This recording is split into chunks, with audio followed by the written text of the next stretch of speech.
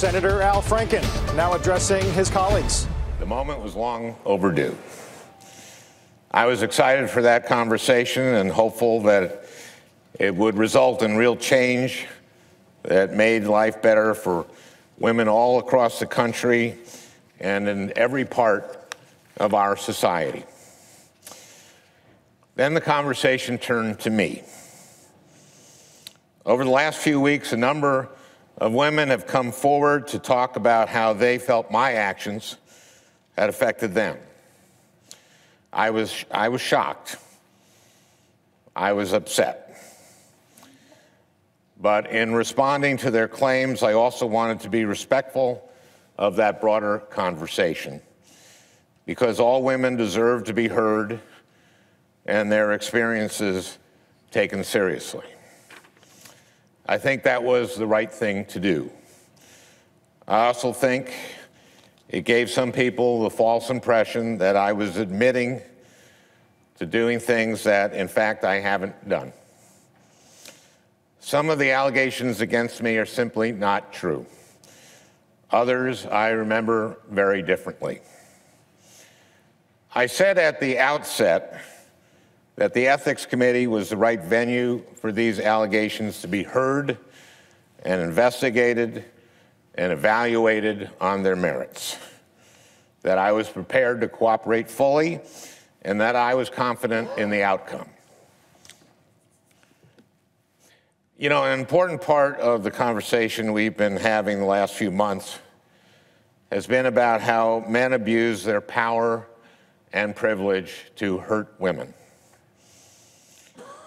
I am proud that during my time in the Senate, I have used my power to be a champion of women,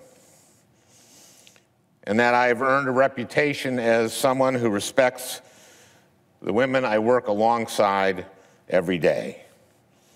I know there's been a very different picture of me painted over the last few weeks, but I know who I really am. Serving in the United States Senate has been the great honor of my life. I know in my heart that nothing I have done as a senator, nothing, has brought this honor on this institution. And I am confident that the Ethics Committee would agree. Nevertheless, today I am announcing that in the coming weeks, I will be resigning as a member of the United States Senate. I, of all people, am aware that there is some irony in the fact that I am leaving while a man who has bragged on tape about his history of sexual assault sits in the Oval Office, and a man who has repeatedly preyed on young girls campaigns for the Senate with the full support of his party. But this decision is not about me. It's about the people of Minnesota. And it's become clear that I can't both pursue the Ethics Committee process and at the same time remain an effective senator for them. Let me be clear.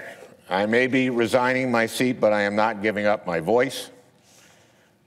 I will continue to stand up for the things I believe in as a citizen and as an activist. But Minnesotans deserve a senator who can focus with all her energy on addressing the challenges they face every day. There is a big part of me that will always regret having to walk away from this job with so much work left to be done. But I have faith that the work will continue because I have faith in the people who have helped me do it. I have faith in the dedicated, funny, selfless, brilliant young men and women on my staff. They have so much more to contribute to our country. And I hope that, as disappointed as they may feel today, everyone who has worked for me knows how much I admire and respect them. I have faith in my colleagues, especially my senior senator, Amy Klobuchar. I would not have been able to do this job without her guidance and wisdom. And I have faith, or at least hope, that members of this Senate will find the political courage necessary to keep asking the tough questions, hold this administration accountable, and stand up for the truth. I have faith in the activists who organized to help me win my first campaign and who have kept on organizing to help fight for the people who needed us. Kids facing bullying, seniors worried about the price of prescription drugs, Native Americans who have been overlooked for far too long, working people who have been taking it on the chin for a generation, everyone in the middle class, and everyone aspiring to join it. I have faith in the proud legacy of progressive advocacy that I have had the privilege to be a part of. I think I've probably repeated these words 10,000 times over the years. Paul Wellstone's famous quote, "The future belongs to those who are passionate and work hard." It's still true. It will always be true. And most of all, I have faith in Minnesota. A big part of this job is going around the state and listening to what people need from Washington. But more often than not, when I'm home, I am blown away by how much Minnesota has to offer the entire country and the entire world. The people I've had the honor of representing are brilliant and creative and hardworking, and whoever holds this seat next will inherit the challenge I've enjoyed for the last 8.5 years, being as good as the people you serve. This has been a tough few weeks for me, but I am a very, very lucky man. I have a beautiful, healthy family that I love and that loves me very much. I'm going to be just fine. I'd just like to end with one last thing. I did not grow up wanting to be a politician. I came to this relatively late in life. I had to learn a lot on the fly. It wasn't easy and it wasn't always fun. And I'm not just talking about today. This is a hard thing to do with your life. There are a lot of long hours and late nights and hard lessons. And there is no guarantee that all your work and sacrifice will ever pay off. I won my first election by 312 votes. Could have easily gone the other way. And even when you win, progress is far from inevitable. Paul Wellstone spent his whole life working for mental health parity, and it didn't pass until 6 years after Paul died. This year, a lot of people who didn't grow up imagining that they'd ever get involved in politics have done just that. They've gone to their first protest march or made their first call to a member of Congress, or maybe even taken the leap and put their names on a ballot for the first time.